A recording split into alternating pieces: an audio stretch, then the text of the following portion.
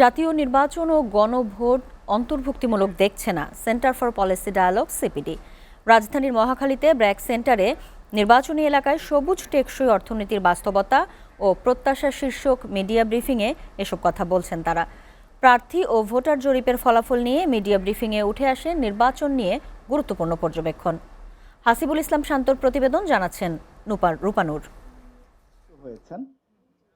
সিপিডির জরিপে 64 জেলার 150টি নির্বাচনী এলাকা থেকে 1200 ভোটার ও 450 জন প্রার্থী ও মনোনীত প্রার্থীর মতামত নেওয়া হয়। ফলাফলে দেখা যায় সবুজ অর্থনীতি ও পরিবেশ সুরক্ষায় ভোটারদের সিদ্ধান্তে তেমন প্রভাব ফেলছে না।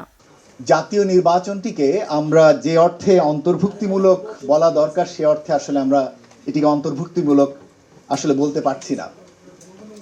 আবার একই সাথে গণভোটের যে কাঠামো দুর্বলতা, অধ্যাদেশের দুর্বলতা, সে কারণে ফলাফল নিয়েও এক ধরনের গ্রহণযোগ্যতার প্রশ্ন থাকতে পারে।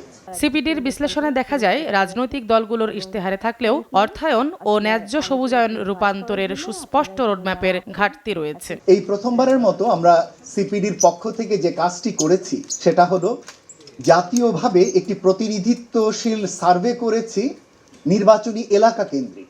সিপিডির মতে রাজনৈতিক প্রতিশ্রুতি আর ভোটারদের বাস্তব প্রত্যাশার ব্যবধান রয়েছে। এটা কমাতে না পারলে সবুজ ও টেকসই অর্থনীতি কেবল নীতিগত আলোচনাতেই সীমাবদ্ধ থাকবে। সবুজ সমাজ গড়তে হলে নীতির পাশাপাশি ভোটের রাজনীতিতে বায়ু দূষণ, উচ্চ তাপমাত্রা, স্বাস্থ্যনীতি ও পরিবেশকে গুরুত্ব দেওয়ার তাগিদ দিয়েছে সিপিডি। তবে সবগুলো দলের ইশতেহারকে ইতিবাচক হিসেবে দেখছে সিপিডি।